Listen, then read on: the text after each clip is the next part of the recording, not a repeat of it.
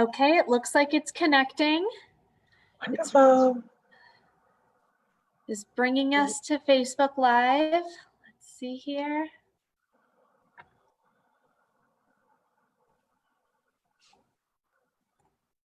Okay, you are live. Okay. Welcome, everyone. Hello, hello, hello. Thank you so much for joining us for our first parent webinar, Facebook Live.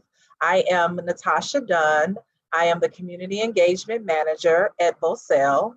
I work to support all of our amazing programs, the Child Parent Academy, to Bell, to our Vocell at Home, and I'm here to support our parents and make sure they have the resources they need to do their best jobs. Today, I am extremely excited to present to you our first speaker. Her name is Dr. Phoenix. She holds a Master's of Arts in Human Services Administration from Spertus.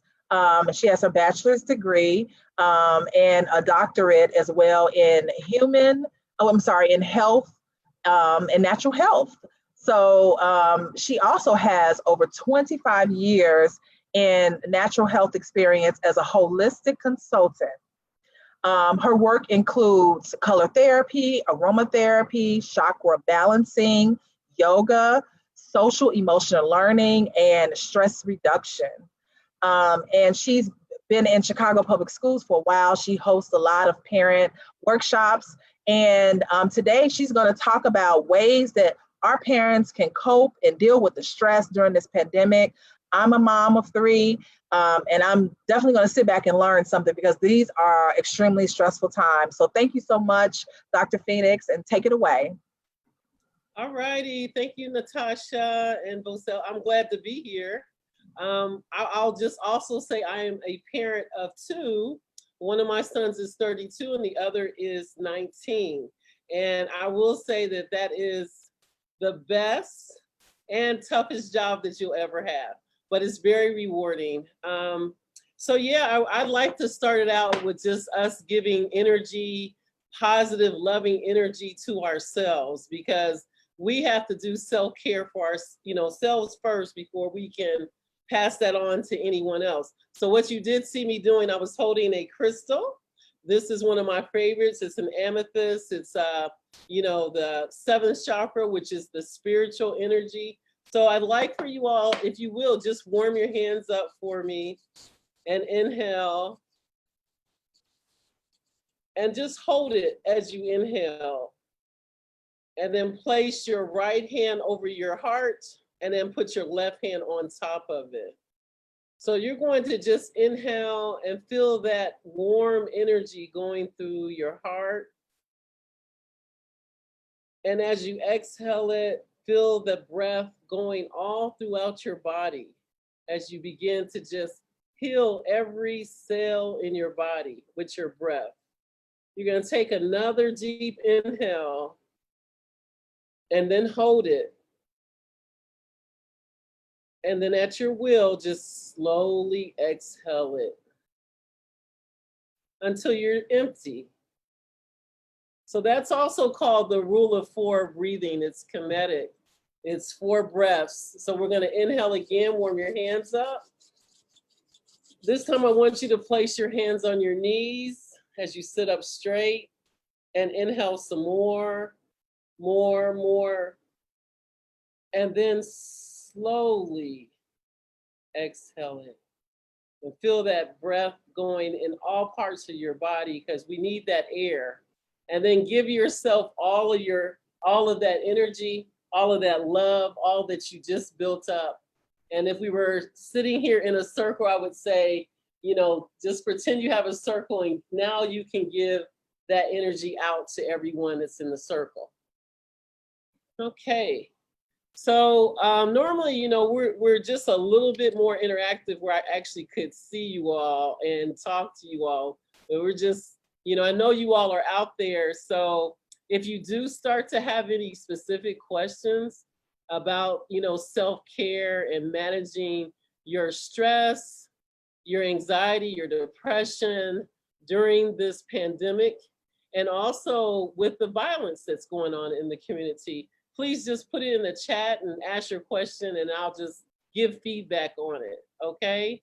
So I want you all throughout this entire time we're together to continue to just take deep inhales from your stomach. You're inhaling, and then exhale and allow your stomach to expand. Yes, and just keep doing that, because the one person that's in control of the breath is you, right? Usually when we are either nervous or scared or angry, what we do is we breathe from our chest, and that's a thoracic breathing. We inhale, and then we might hold our breath when we're scared or we don't, we're upset about something, and we breathe very shallow.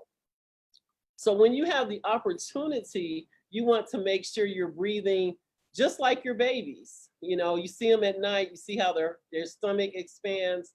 And so to get that full breath in, you want to be breathing from your diaphragm. So you want to inhale, that's 1. The hold is 2, the exhale is 3, and then being empty is 4. So that's called, like I said earlier, the rule of 4 breathing. So let's just talk about, what is self-care, especially right now. So normally, again, I would ask you all those questions. What is self-care? What one positive thing can you think of right now that has happened to your family, even despite us going through this pandemic? What are some of the things? So when I ask these questions to other audience, they say, well, we eat dinner together every day. We're sitting around watching movies.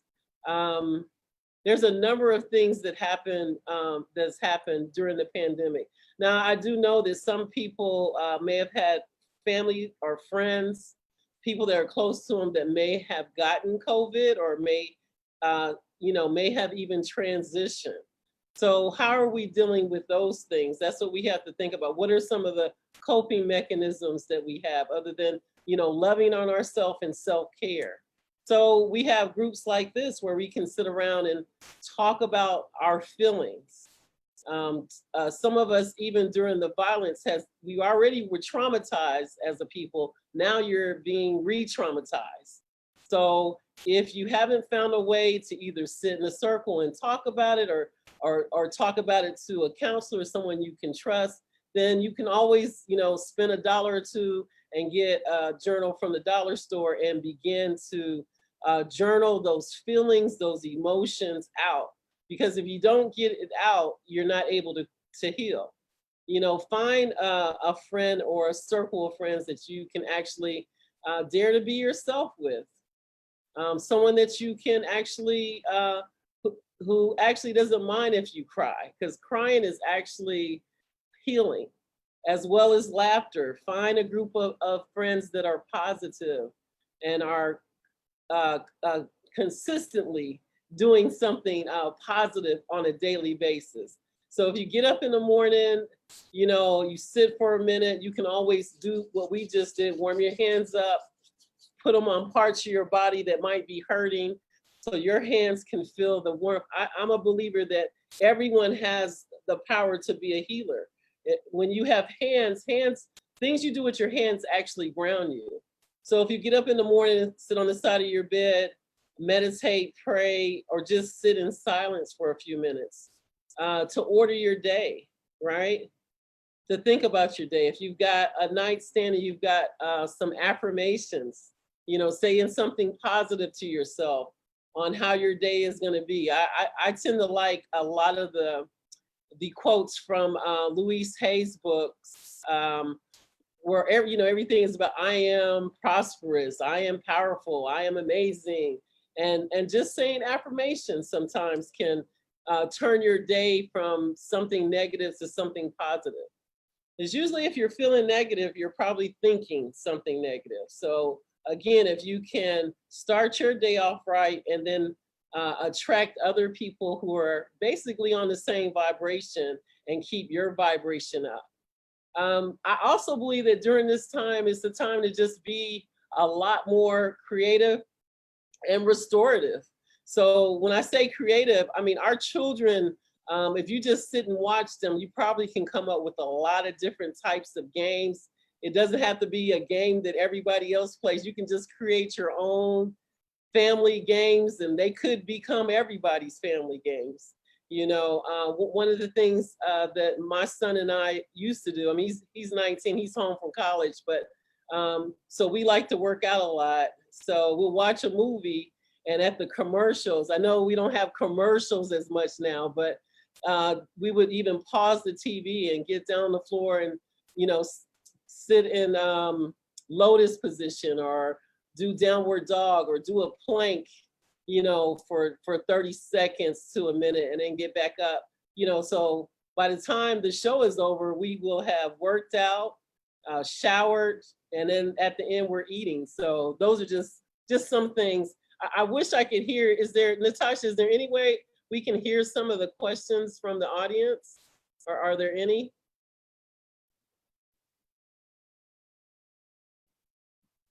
Right now, there aren't any, but can you talk a little bit more about ways that parents could spend like fun, quality time with their children? Yeah. This also helps them to distress as well. Okay, sure. So what I just mentioned, so say you're just watching a family show, it's about, you know, 4 o'clock in the afternoon, 5 o'clock, and you're just watching a show and you haven't gotten your exercise in, and you just want to, like, yoga is something you could do early in the morning, in the afternoon, and at night. And you don't have to do like a whole yoga routine. You could just get on the floor and stretch. A lot of times people don't know, you know, as athletes, that flexibility and stretching is just as important as when you're jogging, or you're actually doing the biking, or whatever. Because sometimes when you're doing that, you're actually reworking the same muscles. So when you get on the floor, so just get a mat, or your yoga mat, or one of those real thick mats, and just get on the floor and just sit, and everybody take a turn doing a posture. It doesn't have to be like serious yoga. I mean, there is something that's called laughing yoga. So if you don't quite do the position exactly right, none of that matters.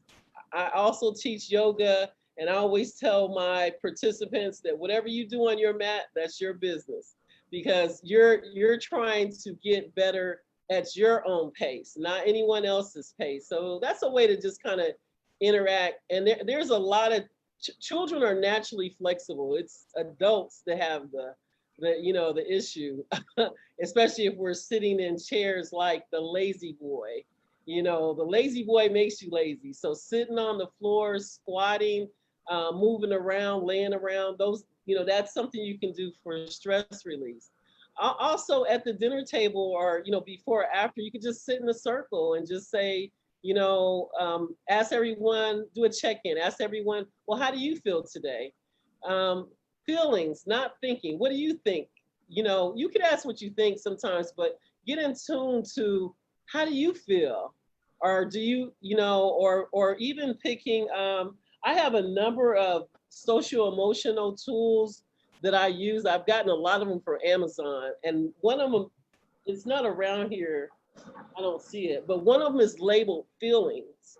And so you may take that around, and everybody pulls one, and you may ask them to act it out, or say a time where you felt like this. And so that gets you to talking, and before you know it, you've been in a circle for an hour and a half. You know, time kind of flies, you know, when you're harmonized and in tune with each other, and it just, you know, kind of shows how much you care. Also going outside. I mean, you go out in your backyard, or even, you know, you can still go to the parks, and, you know, you go to the lake, you just have to be, you know, physically distant, not socially. I mean, it's more physical. You know, wear your mask, getting used to the new normal, because there are going to be a lot of changes, but, you know, the one thing that's constant in life is change. So we might as well just get a jump on it, because none of us are the same. We're not even going to be different. We're not even going to be the same after we have this workshop. We're going to be thinking. We're going to be bringing in some new ideals, you know, that we can learn from each other. Mhm. Okay. Okay, I see one of the questions. What are some other quick ways that we can keep our energy up as parents throughout the day? Okay, so number one, I know, you know, all of us are kind of into our health, and, you know, we all have to do better. So making sure when you get up in the morning, you're drinking your water. So you get, I say try to get 2 cups of water. I hate to say it like this, out the way, because I know a lot of people don't like water. But even putting some lemon in it or some lime, my preference is lime. And, you know, just flushing your system on a regular basis actually helps you to have more energy. Also, watching what you eat, you know, because if you're eating a whole lot of carbs, it's going to make you a little bit slower unless you're burning it off. You know what I mean? So you want to get up, eat your fruits and vegetables, eat an apple a day. I love to do that daily, because that energy, that apple you ate in the morning, afternoon, is going to help you throughout the whole day. Let's see what else. I find myself getting more tired during the day since the pandemic, right? So I'm not against coffee either. So I do believe that, especially for some blood types, that coffee is great. And I do drink coffee. I don't drink it every day because my energy is always real up, but every now and then, yeah, I drink a little coffee, helps me get through the day. Even with, I have a 7-year-old granddaughter, even with her, who likes to run from 6 o'clock in the morning till 11:30 at night. So I'm ready for her when she comes over. So, and there's other types, you know, ginseng, there's a number of other types of things you can do for energy. You have to kind of test out what's best for your body. I also do sea moss. Sea moss has 92 of the 102 nutrients that your body is supposed to have on a regular basis. I do the gel form and the tablets. So you have to find, and I'm not telling everybody to go out and do exactly what I do, because you kind of need to, you know, be assessed to see what really works for you. Okay. Okay, Natasha. Okay, I used to take my kids out at least 3 weeks to different activities, and now it's hard for me to explain why we can't go anymore. Okay.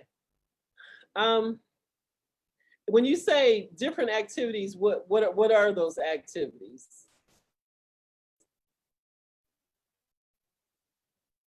Natasha, is this someone's question? Okay. Okay, so let me try to answer it the way I think you may be asking. So of course, you know, we can't go out in public in large groups because it's not safe. But the smaller groups, we can still do physically distant exercises. I teach a yoga class in the park, and we all have our mask, and we all are physically distant. So there's still activities that we can do that hasn't really much changed, especially in this phase. Now, before, when we were just in the house and it was stay at home, then we have to almost recreate a room where we actually can do a lot of physical activity, especially if you have young children, because their energy hardly ever gets wore out. So now's the time, parents, is the time for you to really start planning. Because whether we go back, you know, it's still uncertain whether we go back to school and we're 2 days on, 2 days off, or 2 weeks on, 2 weeks off. You still have to plan for that time, just like they're in school. You know, you have to plan for that study time. You have to plan for that real creative time. And actually, it's just a time for you to really be more in tune to whatever your children's talents or skills are, and help them get better at it. Yeah. Anybody? Okay, another question. Let's see. What are some signs to recognize when our bodies are overly stressed? Oh, yeah. So a lot of times it might just be a slight headache, and other times it might be a huge headache. It might be fatigue. It could be a stomach ache. There's so many so many different things that our body tells us.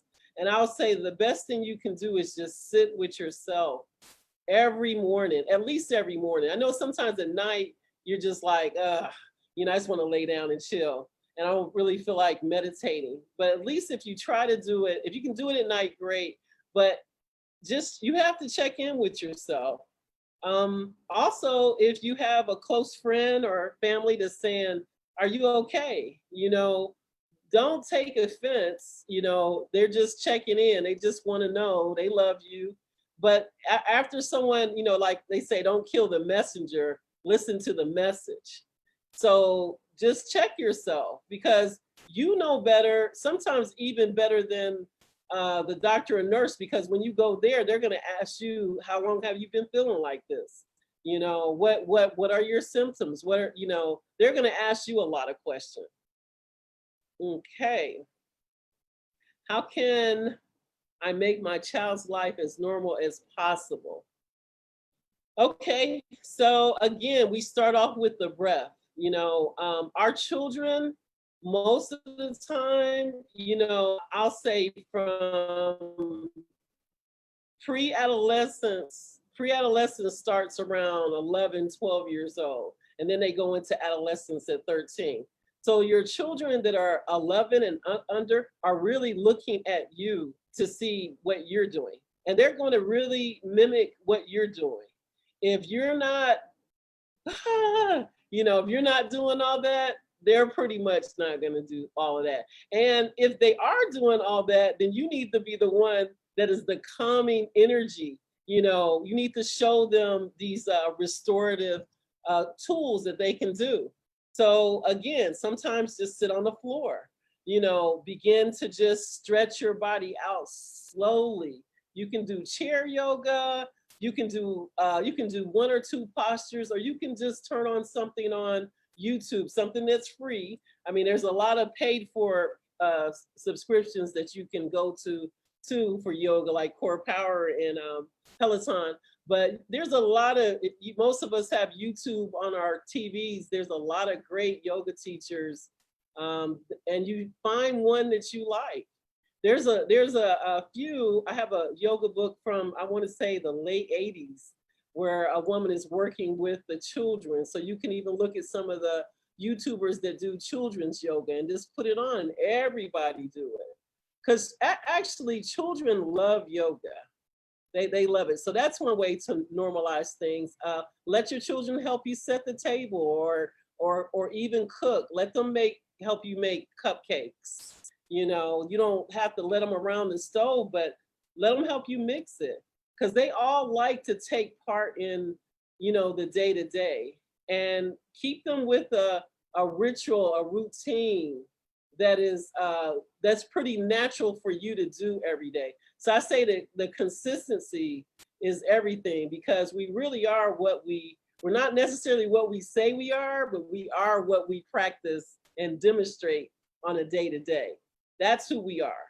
So your children, like I said, are really going to be looking at you to see how you handle things. And so everything, again, starts with you. Okay, what are some ways to recognize if little kids are stressed? And then what can I do to comfort them? So I always go back to yoga, but let's go a little bit further. So of course you can do yoga. Children are stressed. The way you can tell it a lot, I used to teach kindergarten and preschoolers, and we would do yoga, and I would see stiffness usually when a child struggles to touch their toes or sit in postures that are just normal, just sitting on the floor, crossing their legs, you can begin to see stress in their bodies, okay? Maybe they're more irritable than usual. Maybe they didn't get enough sun. Maybe they didn't get a chance to work out all their energy. Yeah, so those are some of the ways you can recognize that they're stressed. And there's all different types of yoga and stretching. You can do relay races, you know, all different types. It doesn't have to just be running. Dance. I think dance is another great way to help them release their stress. And then you can develop a reward system. You know, whoever, we did it this morning. I was with a group of youth ages 14 to 19. My son actually is he teaches Tai Chi. So we went there to teach Tai Chi, actually in person. So we were physically distanced. And so at the end, we gave a reward. We gave a $5 reward to whoever could stay in horse stance the longest. And it happened to be a girl. So sorry guys, girl power. So yeah, so there's a lot of different, you know, things that we can do to be creative during these times. Okay, how to correctly explain to children that they should wear the mask where other people are and the social distance. Okay, that's a good question. So yeah, well, the younger that the child is, the more difficult it's going to be, because a lot of times, you know, the younger children, they actually have a tough time breathing, especially if the mask is not properly fitted, because it's all over their nose and sometimes over their eyes. So one, we want to make sure that we get a mask that's properly fitted for the child. And just go over the drill over and over at home. You have to, you know, and also I know some of the daycares and some of the Head Start programs that are starting to open, and you could see in the classrooms that they have, you know, half the students that are in the class and they are physically distanced. So there's not much more you can do than to keep reiterating what they already know and tell them why it's important in a non, you know, like threatening way. Because, you know, sometimes when we have to say things over and over again, it may get frustrating, but just know that that's just going to be part of the everyday of what we all have to do. Put your mask. I had to tell children today where I was, put your mask on, stay 6 feet apart. But the reality of the 6 feet apart, I mean, I've been watching a lot of different political shows, and I don't see a lot of people 6 feet apart, but we still have to, you know, we want to protect our children as much as we can. Yeah. Let's see. All righty. It looks like I've answered quite a few questions. Or if there's any more, I'd be more than happy to answer. Okay, here we go. Is there any games or activities I can do to distract the children a little? If the internet isn't working, I love when the internet's not working, because that's the best time. Like you can do, I mean, you know how children like, oh, I want this toy, I want this toy. And once they get it, they play for a little while and it's like done. You know, so having the children come up with games is, to me, the best way to know that they're going to stay, you know, active with it. So if you got a family of, you know, 4 to 7 children, that's an activity in the backyard. We could, you know, we're all in the same house. We could play tag, we could jump rope, we could play old school, you know, hopscotch. So it's a time to really do a lot of the intergenerational things. You know, we could do some storytelling. I tend to love doing yoga. I go back to yoga all the time, but it's more than yoga. I also do some Tai Chi basics, and I love doing that to music. One of the groups that I love is Black Violin. So it's a fusion of hip hop and I'll just say concert type of music. It's beautiful music, and it actually, the children actually, you know, once they really start listening, they're like, wow. So I'll have them doing conducting, you know, with their hand. Everybody gets a turn. Doing skits, role playing. Let the children, okay, I want to see, you know, you act like so and so, or you act like the parent. I'll be the child. You know, just there's so the games that you can do are endless, and I do have lists of games, but a lot of the things that I do, especially when I'm in the schools, I just kind of make them up as we go. other than buying the ones, there's a whole section on Amazon, social emotional learning, for different ages. So I think a lot of those questions get right next to some of the feelings that our children are feeling. Because like I said, a lot of our children and adults have been traumatized, and through the pandemic and the violence, your emotions, your stress level, the anxiety has gotten magnified. And so it's important to go back and re-heal yourself through these positive mechanisms, and then also do some journaling to try to get to the root of your issues. For children, it may be, you might just have them paint or color, and hey, just tell me how you feel today. On a scale of 1 to 5, 5 meaning I want to go back to bed, I don't want to get up, I'm tired, I'm irritated, to 5, oh, it's the best day ever.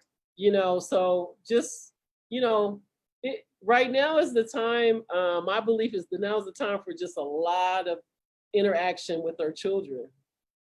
And this is time that we probably wouldn't get because most parents would be at work. And so now we're at home. I know we got to do our work, but we still got to give these wonderful ones, these beautiful ones, our energy, because that's what we all came for. We came to give and receive love. And each child is different. Each child is going to pull different energy from you. You'll find that you'll have 4 people in a household, and each of them have a different experience with their mother and father. So it's important to, as much as you can, know your child's love language. Know your love language. What do you need? And how are you filling yourself up? Okay. All right. Are there any other questions?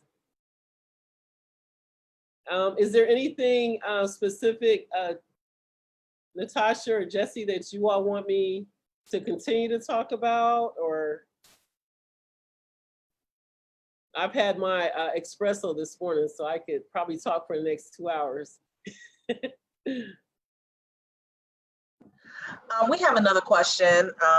Someone was saying that they fear walking in their neighborhood due to the violence, but they want to be able to get fresh air because they have a baby and they believe that it's good for them to go out. What can they do to relieve the stress they have about going outside? Yeah, I mean, that's real talk right there. I mean, a lot of our neighborhoods, across all these 77 community areas are not as safe as others, so I mean, if you're feeling that you're not feeling safe, then the best thing to do is to sit still, of course. But when you have energy inside of you that maybe in the morning it's safer than it is at 4 o'clock, perhaps you can get up earlier. I don't know if the person drives, but you can drive to the lakefront or somewhere else that you actually feel a little safer. But neighborhood safety, safe places, that's real talk. And so, I would just say you have to, that's one that you have to, it's instincts, you have to really feel that out. But it is important, I would agree, to get yourself out. The lakefront is open now, and there are some parks that are open that, you may feel safer in, but, that's something I would consider. And then I also would consider, if your backyard is safer, or, if you have long hallways. I mean, I know that air is not fresh, but, doing some of those things until you can get outside.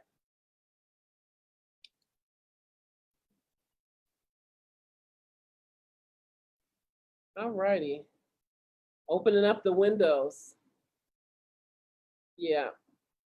I've had people, I did a workshop for Northeastern Illinois University. Is around the time of the George Floyd violence that happened. And for certain parts of the city, these boys were African American. They weren't able to come outside, because, that's real talk. And so through not being able to come outside and staying inside, and they were already depressed, they got even more depressed, because of the situation. So eventually they were able to come out because I guess there was a truce that happened and there was no more shooting over there. But if there's any way that you can open a window or bring in some fresh air, then, try that as well. But the safety issue is a real issue in Chicago.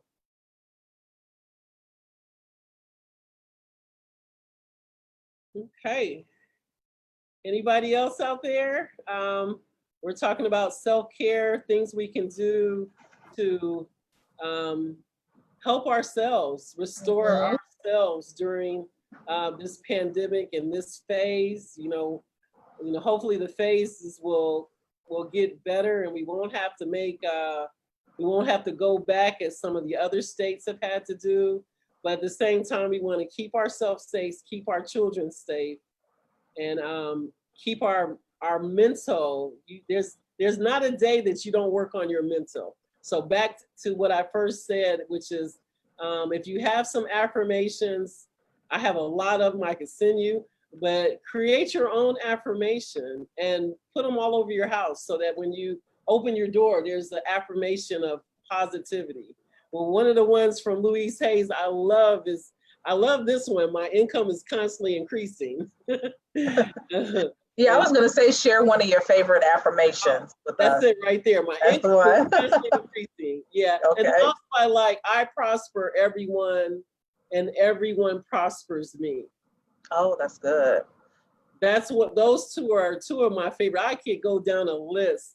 And you need to have, whatever religion you are, it's all beautiful. Have a chant, have a song, have a verse, have a scripture in your mind all the time. Because again, you don't get a day from working on this mental. And if this mental goes negative, you're going to start feeling negative. And usually anything physical that happens to us started off emotional. So those of us who have been, at times been suppressing how we really feel, I'm here to tell you, you can see this on my website, the way you feel now matters. Someone tells you, oh, I'm going to get to you, I'm going to do this, I'm going to do that, I'm going to do this tomorrow, next week. I need mine right now, right? I need my love and my peace right now, and you deserve that. Your feelings matter now. Yeah, I like the concept of also writing down how you feel, journaling. I think journaling also is a way to let out the emotions and really talk to yourself and to go back and review what you felt at that moment and then help you create some strategies to support yourself moving forward. I know you mentioned that earlier as a strategy. I think those are very helpful, especially for parents to be able to sit back and, just create that space for themselves, whether it's at night or, after the kids are asleep or early in the morning before they get up. It's to create that space for yourself so that you could talk to yourself, meet with yourself and confront some of the feelings that you might have or anxieties about the day, and then put those positive affirmations, like you said, out there so that you can go about your day in a very light manner. So I think that's really good. Thank you so much, Dr. Phoenix. You've really given us some very good tips. Is there any closing words you want to say, or maybe like a closing meditation that you would like to do? We can do a meditation. What I want to say too, there's an African proverb that I love, and this pertains, to just everyone in every situation. Wherever the problem exists, the answer also lies. So sometimes, people have a tendency of, oh, there's a problem, I got to get rid of it. You're a problem. You're going downstate to take, whatever. So a lot of times, if you just sit and reflect and meditate and don't, we tend to react, so there's a book I'd like to suggest to everyone. I do classes on this, and that's the 4 Agreements. because we have a tendency of taking a lot of things personal. I know when I work with 6th, 7th, and 8th graders, they are defensive and they're sensitive. Like you can't say nothing, you know? So we want to get to the point where we're not taking things personal, especially as parents, you know, from our children, you know? Also as parents, we have to remember, I always tell people, like I'm over 50. So I always tell people, why don't you just think back when you was a teenager? And remember, you used to close your door. You didn't want to be bothered with family. It's just, it's part of the ages and stages. So I would say that for parents too, at every stage, understand what that particular age and stage are, the phase of life that they're in, so that you don't put too much on them, whether it's emotional, mental, or physical, because we want our children to remain the geniuses they are and to remain holistically healthy. Yeah. So, and with that said, I would just like to if we could just warm our hands up and put our hands back over our heart. So our heart, and then we have like left hand on top of it, we have a pyramid. So just hold that there and just feel your own heart and how much love and joy and peace and harmony that exists in your own bodies. And as you remember how awesome and amazing and loving and how whole you are and how much you have to give, and remember to first give that to yourself.